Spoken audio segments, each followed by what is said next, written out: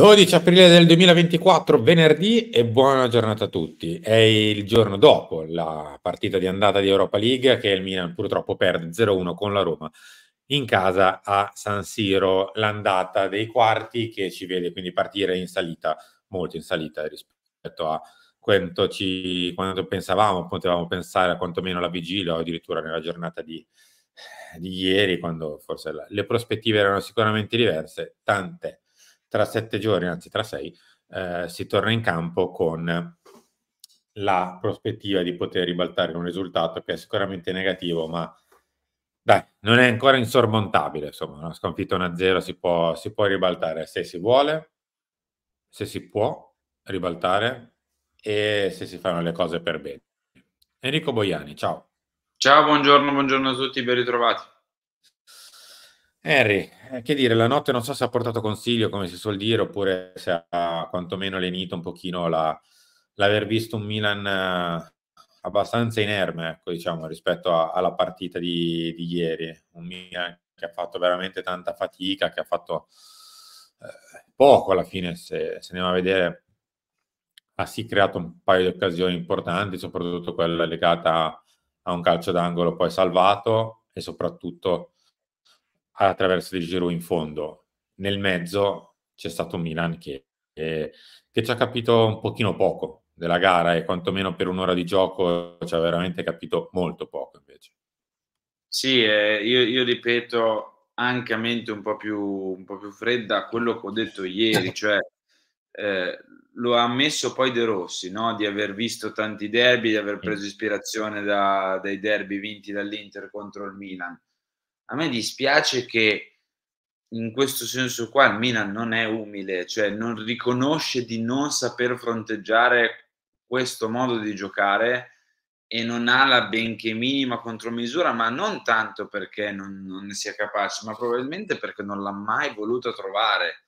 Cioè Pioli continua con le sue idee, con la sua idea, nonostante questo modo di giocare ci faccia malissimo cioè se ne si è resi conto credo al minuto 7 che la Roma stava facendo quel tipo di partita e il Milan ha fatto minuti 90 sempre nello stesso modo. A me dispiace questo perché basterebbe non lo so, un pochino di umiltà forse, un pochino di Un piano sì, B? cosa? Un piano B?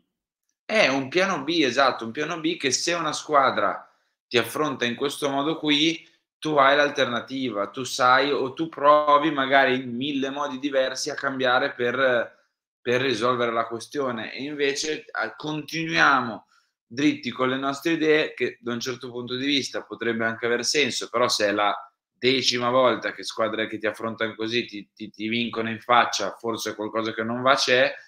Continuiamo dritti con le nostre idee e poi ci schiantiamo, perché ci siamo sempre schiantati facendo così. A me dispiace quello, poi, possiamo parlare di fuorigioco, di Lukaku che se non c'è è un'altra partita, possiamo parlare del rigore di Tammy Abraham che se viene fischiato, cosa che doveva essere fatta, esce un'altra partita. Possiamo parlare di tanti singoli assenti nel momento in cui contava, Theo, Leao, Giroud, Pulisic. Insomma, possiamo parlare di tutti questi altri aspetti che avrebbero magari cambiato il risultato, ma non Mm. la gara in sé, cioè che è stata brutta, ma veramente brutta da parte del Milan. Sì, anche perché credo che nessuno di noi si aspettasse di andare incontro a una partita così sofferta. Ma anche perché credo che negli occhi poi non rimanga chissà quante, diciamo così, occasioni della Roma. Eh, Perché alla fine Maignan di grandi miracoli non ne deve fare, se non tra l'altro poco prima di prendere gol, quella bella parata sotto la traversa in controtempo con la mano di richiamo. Per il resto la Roma ha creato tante occasioni potenziali, cioè ha messo in porta Pellegrini, poi salvato da Calabria all'ultimo secondo. Ha avuto quelle due occasioni nel secondo tempo dove sono andati a concludere male, sempre una volta con Pellegrini di sinistra e una volta in diagonale di Cristante di destro. Hanno avuto delle altre occasioni diciamo così, che potevano nascere ma non sono nate, alla fine non ha creato 1000 occasioni, anche perché No. infatti se andate a vedere le expected goals non sono tantissime. Però purtroppo il numero se lo porta via la statistica. Se si va a rivedere la partita, c'è una squadra che ne ha avuto il controllo per oltre un'ora e in quell'ora il Milan ha creato quei 3 angoli consecutivi in buona sostanza e un paio di tiri da fuori. Poi la Roma è anche calata fisicamente, soprattutto nei giocatori davanti che gli permettevano di uscire bene. Il Milan ha preso un po' di campo, i subentrati del Milan hanno fatto bene, perché più o meno tutti quelli che sono entrati hanno dato una mano in più, quindi si è elevata un po' la qualità media e hai fatto qualcosina in più, qualcosina, perché alla fine l'unica vera grande occasione del Milan è la traversa di Giroud. Sì, che nasce dal nulla con Chukwueze, cioè nel Chukwueze che senso tira dritta e ne salta 2, sì. esattamente. Quindi, non lo so, bisognerà cambiare proprio ottica per il ritorno, perché Sì. così di sicuro, cioè non si va da nessuna parte. Meno male che mi sono sbagliato ieri, dicendo si chiuderà in ogni modo, si chiuderà nei 90, e mi auguro di essermi sbagliato, ecco, perché perché mi aspettavo tutt'altro dal Milan, che arrivava da 7 vittorie, okay, contro avversari non magari eccezionali, buoni ma non ottimi, o comunque di un livello più basso della Roma sicuramente, però c'è l'alfa e l'omega, il Milan delle 7 vittorie, ma proprio anche a livello di atteggiamento, e il Milan visto ieri.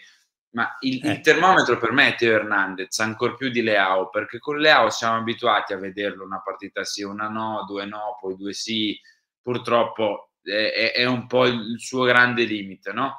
Però Teo va molto più a periodi, no? È difficile che Teo buchi la partita, e vederlo proprio così, che per 80 minuti è quasi spettatore, poi all'82esimo, al 76esimo, non ricordo, prova a tirar dritto e tra un po' fa gol, perché Teo tanto è così, cioè che se vuole arriva in fondo, e se è preso bene segna pure. Cioè, quello a me ha preoccupato ancor di più che la brutta prova di Leao, a cui magari siamo più abituati, perché Teo veniva da un periodo, cioè, bello insomma, buono, con tanti gol e assist, con tante prestazioni solide. Quindi non lo so, speriamo che le cose cambino in vista di settimana prossima. Niente di tragico, nel senso che è comunque una partita di calcio, però credo che all'interno della partita di ieri ci siano un po' di insegnamenti da portarsi a casa. Come detto, niente di tragico, niente di risolutivo, nel senso che ovviamente non si può essere appesi soltanto al giudizio di una partita, però le potenziali spie che si sono accese ieri, o meglio, le spie sono accese e i potenziali, diciamo così, pericoli che possono derivare da queste spie per me ci sono già, nel senso, uno, l'approccio alla partita anche mentale di una squadra che ogni tanto ha fatto fatica ad approcciare questo tipo di partite nel recente passato. Un conto è approcciare un Milan-Lecce in casa, un conto è approcciare un quarto di finale con la Roma, il primo vero ostacolo della competizione. Una squadra che tra l'altro perderà alcuni dei senatori e quindi occhio che già non è una squadra che brilla per personalità, ne togliamo anche quelli un pochino più âgés, non è da sottovalutare per l'estate. 2, se una squadra va sotto di testa così, questa la tiro un po' per i capelli, non so se sia vero, è un mio pensiero però.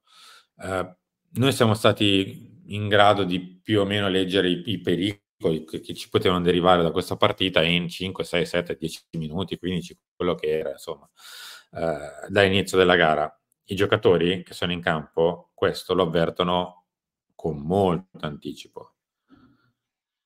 E una predisposizione dell'avversario che sai che ti fa male, per me ci ha fatto completamente spegnere di testa. Tant'è che per i primi 5, 10 minuti erano costantemente in piedi davanti alla panchina Pioli e dietro di lui Vulcano e Murelli, perché non ce l'aspettavamo, come ha detto lo stesso Pioli e Shaarawy, non ci aspettavamo che la Roma potesse giocare così, abbiamo passato i primi 5-10 a provare a sistemarci e la squadra per me l'ha capito che non ne eravamo giusti in campo. Questo non è un attenuante, nel senso una squadra matura, anche se un avversario ti mette in difficoltà, si rimette in carreggiata magari dopo un quarto d'ora, 20 minuti e testa bassa e riparte. La nostra invece è andata più o meno giù e non si è più tirata su. Detto ciò, la partita del ritorno è lì.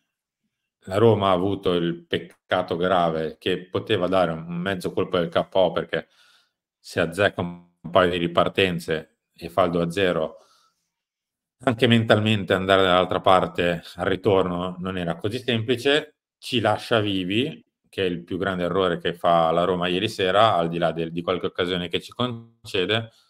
Noi però a questo punto, se non prendiamo la palla al balzo, siamo veramente, cioè, la buttiamo via completamente. Sì, E sono d'accordo. chiudo dicendo che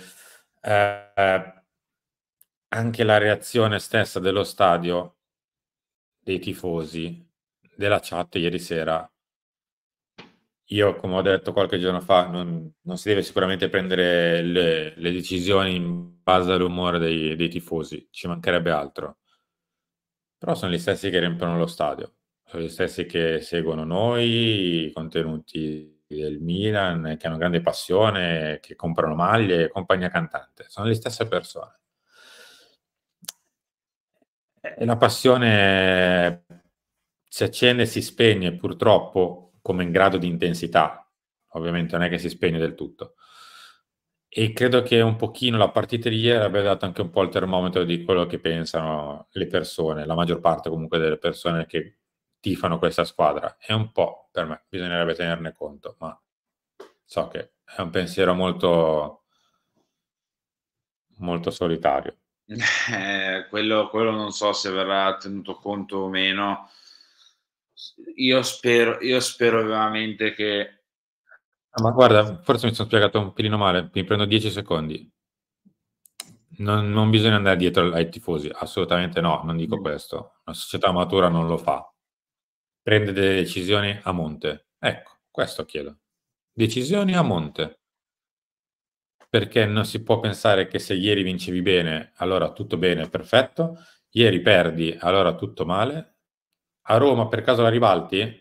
Tutto bene, perfetto. A Roma esatto, esci? Tutto dramma. è questo il Le decisioni discorso vanno prese a monte, che non stavo per fare. guardando Cioè, due partitine. Ma io mi vabbè. auguro che anche se non è stato ovviamente comunicato né fatto trapelare né niente di niente, un'idea concreta di base sul futuro ci sia essa la conferma dei Pioli, sia essa il cambiamento. Cioè l'importante è che sia stato già deciso questo, cioè che sia stata già decisa questa cosa a prescindere da queste gare, perché sarebbe troppo semplicistico.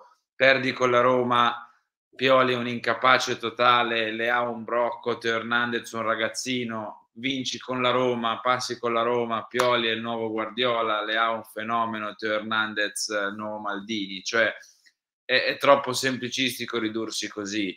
Cioè bisogna valutare tutto nell'interezza, il percorso nell'interezza, lo stato di forma nell'interezza, il livello di crescita dei giocatori nell'interezza, la stagione nell'interezza, la questione infortuni nell'interezza. Cioè devi valutare un cammino e capire quel cammino a che punto è arrivato alla fine, si deve cambiare, ancora a metà strada, si deve continuare, è agli sgoccioli ma può ancora avere qualcosa, si deve continuare sul chi va là. Cioè bisogna valutare più nell'interezza, non in base a Milan-Roma, che se finisce 3-0 siamo tutti i più forti del mondo, i più belli del mondo, e se perdiamo 0-1 sono tutti un branco di C puntini puntini. Cioè non è così.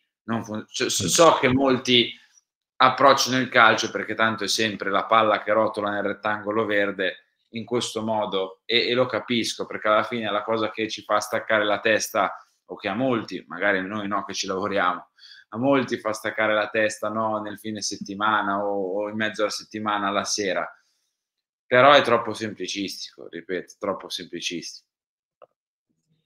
Siamo arrivati in fondo a Mattino Milan, ci ritroviamo tra poco in realtà per Chiama Milan, quindi col telefono aperto, poi ci ritroviamo alle 13 e alle 16 con Carlo Pellegatti come al solito per Pelle Rossonera. Henry, grazie, ciao. Ciao. Ciao a tutti, a dopo.